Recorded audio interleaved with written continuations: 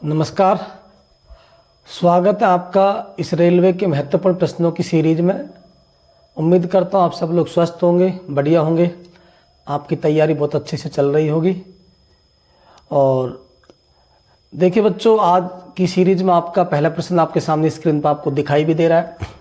मैं इसको अभी सॉल्व करवाऊंगा बहुत अच्छे तरीके से। अब आपको शायद समझने लग भी गए होंगे और मुझे उम्मीद है कि यदि मैं आपसे बार बार कह रहा हूँ इस चीज़ का, मुझे उम्मीद है कि और मुझे विश्वास भी है कि आप लोग इस पूरी सीरीज को अगर देख लेते हैं जब तक ये कंप्लीट चलेगी, तो मैं ये कह सकता हूँ कि एक टॉपिक का मैक्सिमम से मैक्सिमम 1-1.25 घंटे की आपकी वीडियो बनेगी कंप्लीट ही। और एक टॉपिक की अगर 1.25 घंटे की वीडियो बनती है और आपने अगर प्रॉपर रूप से देख ली, 1.25 घंटे मीन्स एक रिकॉर्डिंग में करीब 20-25 मिनट की होती है, तो आपकी 5 या 6 वीडियो में आपका कंप्लीट टॉपिक कवर हो रहा है। तो 1.25 घंटे की वीडियो आपकी बनती है। अगर आपने उससे प्रॉपर रूप से देख लिया तो मैं आपको गारंटी के साथ कह सकता हूं कि मैथमेटिक्स आपका लगभग बहुत अच्छा हो जाएगा, शानदार हो जाएगा।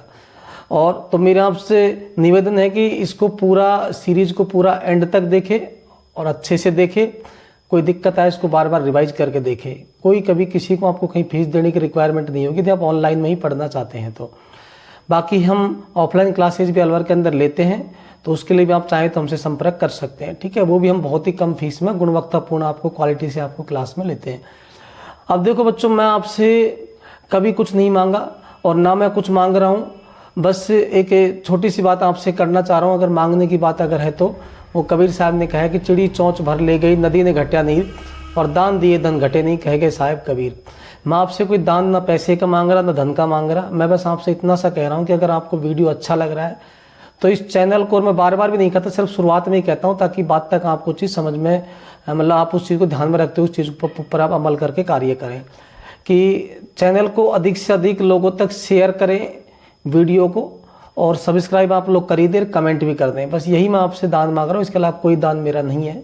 बाकी आप लोगों से दूसरा मेरा निवेदन है कि आप इसको पढ़िए और आपकी भविष्य को आप सुरक्षित कीजिए, वो भी बिना किसी कीमत के, ठीक है। चलिए तो चलते हैं हम प्रश्न के अंदर। पहला प्रश्न आपके सामने आपको दिख रहा है।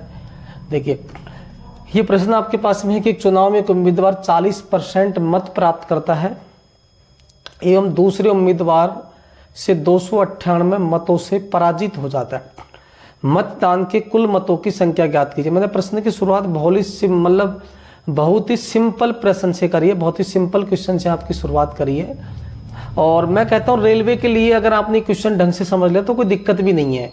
यानी कि मैं अब जो आज की बात कर रहा हूँ उसी के पैटर्न पे बस मैं एक क्वेश्चन आपको समझाता हूँ, उसके बाद फिर बाकी क्वेश्चन आप ऑटोमेटिक कर लेंगे, कोई दिक्कत नहीं है, ठीक है। तो इसको प्रॉपर रूप से समझिए। बाकी रटने की, मतलब रटना बिल्कुल भी नहीं है, मैं बार बार को रटने की कोई रिक्वायरमेंट नहीं है, ठीक है। तो देखिए एक चुनाव में एक उम्मीदवार 40% मत प्राप्त करता है। बच्चों देखो टोटल मत हमेशा, टोटल कोई भी चीज मैं बता रहा हूं बार बार कितनी होती है, 100%। ये तो आप समझते ही हैं खूब अच्छे से। अच्छा, टोटल वोट यदि 100% है तो इसमें से एक उम्मीदवार प्राप्त करता है आपका 40% है।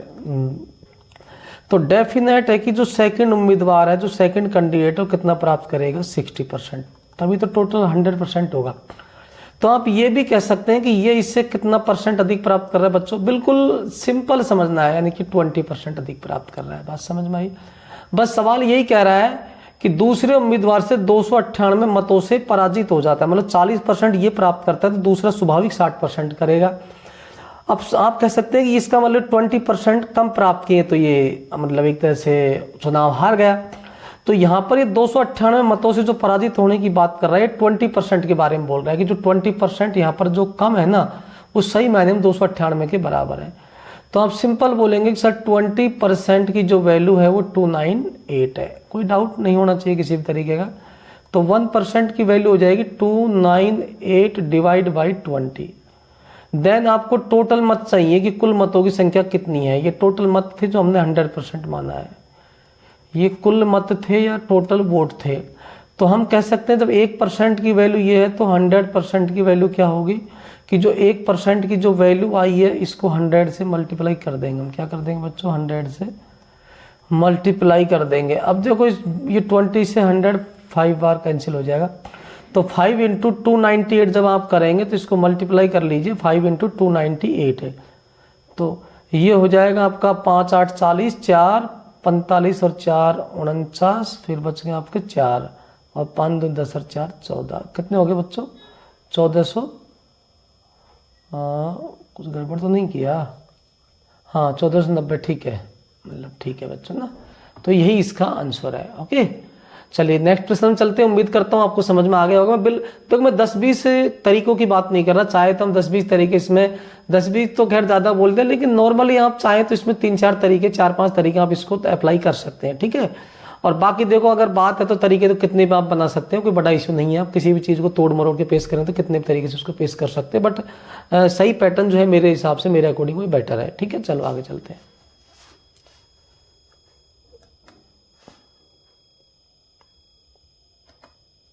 देखिए बच्चों, ये क्वेश्चन आपके सामने दे रखा है। दो उम्मीदवार किसी चुनाव में जीतने वाले, मतलब दो उम्मीदवार के चुनाव को लड़ रहे हैं, जीतने वाले उम्मीदवार को कुल डाले गए मतों के 65% के बराबर मत मिले, ठीक है, तथा उसने 2748 मतों के बहुमत से चुनाव जीत लिया। डाले गए कुल मतों के बहुमत की संख्या कितनी है यदि कोई भी मत अवैध घोषित न किया गया हो? देखिए, बच्चे लैंग्वेज देखकर बहुत जल्दी घबरा जाते हैं कि इतना लंबा क्वेश्चन, इसको कौन करेगा। यही बस हमारी सबसे बड़ी विडंबना है। लंबे को देख के घबराइए मत, बस विश्वास बनाए रखिए, ठीक है। विश्वास के साथ कार्य करो। कोई जितना दिखता है उतना वैसा होता नहीं है ना, तो ज़्यादा लंबे को देख के घबराना नहीं है, ठीक है बच्चों। तो दो उम्मीदवारों के बीच जो, अब बात है कि चुनाव में उम्मीदवार दो हैं, और उम्मीदवार दो हैं तो जो मत हैं आप डालेंगे तभी तो उम्मीदवार चुनाव जीतेंगे, हारेंगे। तो आप मान सकते हैं कि उसने 100% वोट डाले, और सवाल ये भी है कि ये डाले गए मतों की संख्या 100% है। देखो, कई बार ऐसा होता है कि जो मत डाले जाते हैं उसमें से कुछ वोट या मत रिजेक्ट हो जाते हैं, मतलब ना वो जीतने वाले काम आते हैं ना हारने वाले काम आते हैं। लेकिन यहाँ ये कह रहा है कि डालने वाले मत सारे काम आ गए, कोई भी रिजेक्ट नहीं हुआ, यानी कि डालने वाले मत पूरे 100% जो है वो काम आ चुके हैं दोनों के, मतलब कोई भी वोट उसमें अवैध नहीं घोषित हुआ ना रिजेक्ट हुआ। तो 100% में से एक कैंडिडेट ने प्राप्त किया 65%, ये आपके सामने दिया हुआ है फर्स्ट कैंडिडेट का। तो अब आपको सेकंड के बारे में ये नहीं बताया कि आपको माइंड लगाना है कि 100 में से 100 में से 65 अगर ये लेता तो सेकंड कितना लेगा, माइनस कर दो 65 को 100 में से, कितना हो गया बच्चों? तो ये हो जाएगा 35%, ठीक है। अब आप कह सकते हैं कि इन दोनों का जो डिफरेंट है, जीत हार का जो फैसला है वो कितना परसेंट का, तो मुझे ये बताइए। 65 और 35 का डिफरेंट कितना हो गया? 30% का डिफरेंट हो गया, यानी कि 30% से ये हार गया, 30% से जीत गया, ठीक है। अब वो हारने की बात करें या जीतने की बात करें, डिफरेंट 30% का है, और ये 2748 मतों के बहुमत से चुनाव जीत लिया, मतलब डिफरेंस की बात कर रहा है। जिसने जीता है ना वो इतने वोटों से जीता है, तो यानी डिफरेंस के बराबर। अगर हारने की बात करता तो भी डिफरेंस की मतलब है, डिफरेंस ही है, हारना जीतना दोनों डिफरेंस की बात हो रही है, ठीक है। तो हम कह सकते हैं इजी वे में कि सर जो 30% है उसकी जो वैल्यू है वो 2748, सब वो एक ही पैटर्न है, कोई इशू नहीं है। तो 1% की जो वैल्यू है वो 2748 डिवाइड बाई 30। आपसे पूछ रहा है कि डाले गए कुल मतों की बहुमत की संख्या, मतलब बहुमत मत का मतलब कुछ नहीं, 100% आपको निकालना है, कुल मतों की संख्या निकालनी है, ठीक है। तो 100% जब आप निकाल लेंगे तो 1% की वैल्यू आपके सामने दे ही रखी है, 2748 डिवाइड बाई 30। इसको 100 से मल्टीप्लाई कर देंगे बच्चों, तो देखो 1 0 से 0 कैंसिल हो ही जाएगा, और 3 से आप इसे कैंसिल कर दो, 3 9 27 है ना,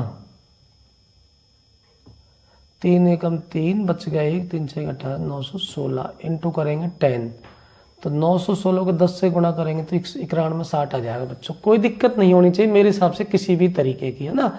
फिर भी अगर आपको डाउट लगता है किसी भी तरीके का तो आप जरूर कमेंट करके मुझे बताइए, सर इसमें डाउट लग रहा है, ताकि मैं अगले सेशन में उसको क्लियर कर सकूं, ठीक है। मुझे इंतजार रहेगा आपकी कोई भी परेशानी अगर उसका मुझे। और देखिए, मैं डिस्क्रिप्शन बॉक्स में इसका मैं टेलीग्राम ग्रुप वगैरह का सबका लिंक डाल दूँ, वहाँ से आप मतलब उसको अपने लिंक से क्लिक करके आप उस ग्रुप वगैरह को, व्हाट्सएप ग्रुप पर लिंक को, टेलीग्राम को ज्वाइन कर सकते हैं। वहाँ से आपको इसकी PDF वगैरह आपको मिल जाएगी, ठीक है। जो पढ़ा रहा हूँ उसकी PDF आपको शेयर कर दूंगा मैं, ठीक है। चलिए बच्चों, नेक्स्ट क्वेश्चन आपके सामने ये रहा कि किसी चुनाव में 8% मतदाताओं ने अपने मत नहीं डाले। इसका मतलब है कि जो वोटर लिस्ट थी उसमें से 8% लोगों ने वोट डाले ही नहीं। दो कंडीशन अलग अलग जगह अलग होती है, कहीं जितने पूरे वोट डल गए माला अलग पूरा ऐसा होता नहीं डल गए, लेकिन वो ज्यादातर ये डाले गए मतों की संख्या है ना। तो डाले गए मतों की संख्या में 100% मान लेते हैं, कुल मत कितने थे उससे मतलब नहीं होता, कई बार कुल मत के बराबर डाले गए मत होते हैं। ठीक है, यहाँ ये कह रहा है कि कुल जो मत थे जो मतदाता सूची में जो वोटर लिस्ट थी, जो हमारे पास वोटर लिस्ट आते भाई ये कैंडिडेट इस बूथ पर वोट देंगे पोलिंग पर, तो उसमें से ये कह रहा है कि 8% लोगों ने वोट डाले ही नहीं। इसका मतलब जो वोटर लिस्ट है उसमें से 8% ने अगर वोट नहीं डाले तो 92% लोगों ने वोट डाले। तो आप इसको इस तरीके से बोलेंगे कि सर देखो, अगर 100% कुल मत है या टोटल मत है तो इसमें से 8% ने डाले नहीं, ये नहीं डाले जो लोग हैं। अगर इन्होंने नहीं डाले तो आप मुझे ये बताइए तो फिर डाले कितनों ने, 100 में से 8 गया तो 92% लोगों ने वोट डाले। यही मतलब हुआ कि नहीं हुआ बच्चों, बताओ मुझे। 92% लोगों ने वोट डाले, सही है। अब ये कह रहा है कि जीतने वाले प्रत्याशी ने, देखो 92% जो वोट डाले हैं ना, यही वोट दो लोगों के काम आएंगे, जीतने वाले के और हारने वाले के। बाकी तो और जो 8% वो डले ही नहीं तो किसी के भी काम आने के है ही नहीं, जो डले नहीं जो वोट। अब लेकिन कंडीशन ये कह रहा है कि जीतने वाले प्रत्याशी ने कुल मतों के 48%, यानी कुल मत जो है ना 100%, इसका 48% तो 48 ही होगा। यानी कि उसने 48% वोट प्राप्त किए, किसने, पहले प्रत्याशी ने जो जीता है चुनाव। अब आप इसमें ये मत देखना सर 48% उसने 92% में से नहीं किए, 100% का मतलब 48%, तो 48 ही हुआ। हालांकि काम डालने वाले वोटों में से आएंगे 48%, लेकिन कंडीशन उसने इसके अकॉर्डिंग दी, भाई इसका 48% वो प्राप्त करता है जो चुनाव जीतता है। तो इसका मतलब 92 में से 48% पहले वाले कैंडिडेट ने प्राप्त कर लिए। थोड़ा सा माइंड को घुमा दिया। अब 92 में से 48 अगर पहला कैंडिडेट प्राप्त करता है तो सेकंड वाला कितना प्राप्त करेगा, यानी कि 92 माइनस 48 मतलब 44%। अब इनका डिफरेंट कितना है, आपको दिख भी रहा होगा कितना डिफरेंट है, 4%। इसका मतलब जो 1100 मतों से चुनाव में दूसरे प्रत्याशी को हराया है, ये डिफरेंट है दोनों का। यानी कि इस जो 4% की जो वैल्यू है वो 1100 है, बात खत्म हुई। तो 1% की जो वैल्यू है वो 1100 डिवाइड बाई 4 हुआ। हमसे पूछा करा चुनाव में कुल मत कितने थे, तो कुल मत तो 100% ही है ना बच्चों। डाले गए मत पूछता तो 92% की वैल्यू निकाल देता। अब ये कुल मत पूछा तो 100% की वैल्यू हमें फाइंड आउट करनी है। तो 100% बराबर हो जाएगा वही जो एक की वैल्यू है ना 1100 डिवाइड बाई 4, इसको 100 से मल्टीप्लाई करेंगे तो ये 4 से 100 कैंसिल हो जाएगा, 25 आ। अब 25 इंटू जब 1100 हम करेंगे तो ये आपका आ जाएगा 27,500, बिल्कुल करेक्ट आंसर ये आपका आ जाएगा। ठीक है बच्चों, इसको जब आप सॉल्व करेंगे गुणा का मल्टीप्लाई तो 27,500 आपका आ जाएगा। ठीक है, चलो बच्चों अगले क्वेश्चन पर चलते हैं। देखो भाई, मैं बिनी सीधी बात नो बकवास, मैं आपको बिल्कुल प्रश्नों की बात कर रहा हूं जो आपके बिल्कुल काम आने वाले प्रश्न, मतलब जो आपके सीधे सीधे एग्जाम में मान लीजिए उस पैटर्न क्वेश्चन आपको मिलने वाले हैं ना। तो आपका मैं कोई टाइम वेस्ट नहीं कर रहा। जितना वीडियो देखते हैं लोगों की 10-10, 8-8 घंटे की वीडियो खामा मान के चल सकते हैं कि उनकी टाइम वाचिंग टाइम के लिए ऐसा करते हैं। बाकी हम ऐसा आपको बिल्कुल नहीं करना चाह रहा। मैं बिल्कुल आपके दर्द के हिसाब से आपके अकॉर्डिंग ही काम कर रहा हूँ, आपकी क्या समस्या है ना, तो उसी हिसाब से मैं काम कर रहा हूँ कि प्रॉपरली आपको कम समय में चीज़ें है ना अच्छे से समझाई जाए और आपका कंटेंट जो है एकदम क्वालिटी वाला हो और अकॉर्डिंग टू एग्जाम हो। हमें वो कंटेंट भी नहीं देना जो फालतू में आपको लगे ऐसा कि बहुत टफ है और उसका एग्जाम में कोई ज़्यादा खास इंपॉर्टेंस है नहीं। या फिर हम कह भी सकते हैं अगर 1-2%, 5%, 10% ऐसे क्वेश्चन आते हैं जो बहुत टफ होते हैं तो सीधी सी बात है उन क्वेश्चनों को हम पेपर में कर भी नहीं पाते हैं, क्योंकि टाइम भी तो देखना पड़ता है ना, एग्जाम का टाइम कितना है, किस हिसाब से टाइम मैनेजमेंट करना है। तो उसी हिसाब से मैं बात कर रहा हूँ ताकि एग्जाम आप क्वालिफाई कर पाए। ठीक है, बाकी हम ज़्यादा पूरी डिटेल से फिर मैंने बोला एक अलग बैच लेके आऊँगा फाउंडेशन, उसके अंदर फिर आप दोबारा से सीरीज को देख सकते हैं। अगर बहुत डिटेल में आपको बैच देखना है तो वो भी फ्री लेके आऊँगा।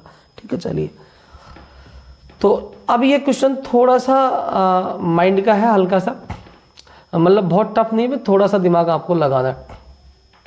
एक तरबूज का वजन 20 किलोग्राम है, जिसमें 90% पानी है। 4 दिन बाद कुछ पानी के इसमें से वाष्पीकरण हो जाता है। देखिए, तरबूज का कुल वजन तो 20 किलो है, इसको तो अभी थोड़ी देर के लिए आप भूल जाओ क्योंकि कुल वजन 20 किलो, इसकी बाद हम बाद में बात करेंगे।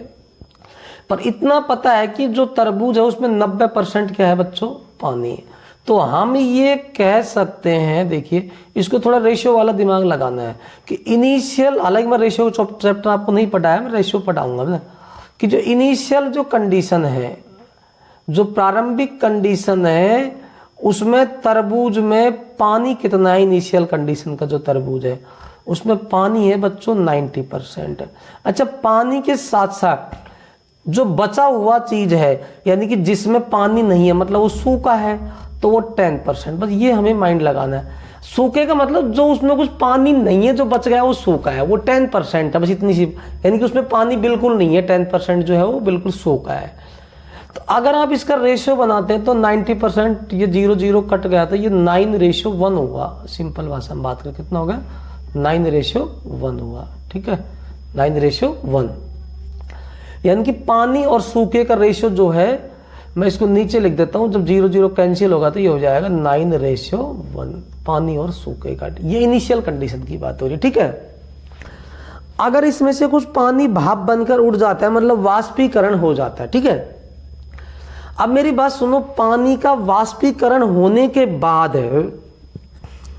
जाहिर सी बात है, जब पानी का तरबूज में से वाष्पीकरण हो जाएगा तो सूखा नाम की जो कोई चीज है वो तो कभी सूखेगी नहीं, मतलब पानी ही कम पड़ेगा अगर पानी का वाष्पीकरण होगा। लेकिन कंडीशन उसकी ये है कि जो बचा हुआ जो कंडीशन जो तरबूज है तुम्हारा ना, जो लास्ट कंडीशन की जो बात कर रहा है, वाष्प बनने के बाद उसमें जो पानी बचता है वो 60% पानी होता है, यानी कि 60% पानी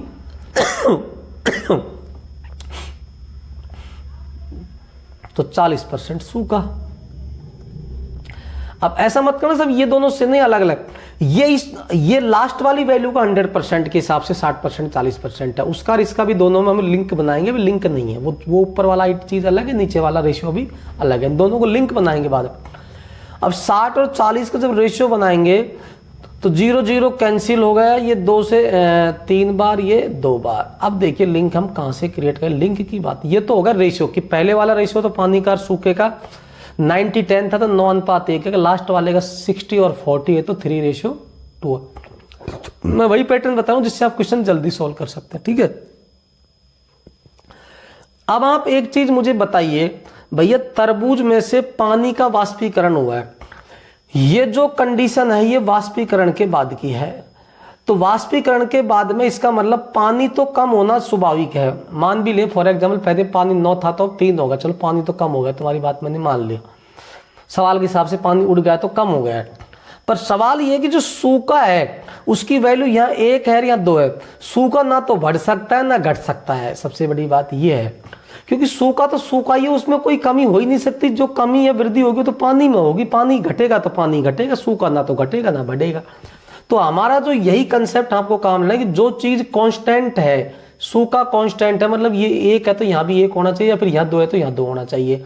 तो आपका एक ही तरीके इसको सॉल्व करने का, इन दोनों को बराबर कर लो, सूखे की वैल्यू को इक्वल कर दो। तो इक्वल कैसे हो सकता है, इसको हम 2 से मल्टीप्लाई कर दें तो, लेकिन एक रेशियो में दोनों चीज मल्टीप्लाई होंगी, एक नहीं होगा कभी भी। तो उसके सामने लिख रहा हूँ 2 से मल्टीप्लाई करो, 2 ना ये हुआ 2 9 18 और 2 बन जा 2, तो ये इससे मल्टीप्लाई होकर अब आपका पानी जो पहले वाली वैल्यू थी उसमें 18 आ गया, सूखा 2 आ गया।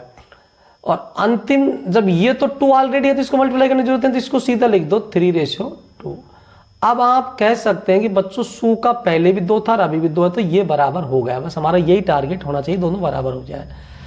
अब हम ये कहेंगे कि सर इनिशियल वैल्यू में पानी और सूखा मिलाकर टोटल कितना हो रहा है, 18 और 2 20, पानी और सूखा मिलाकर।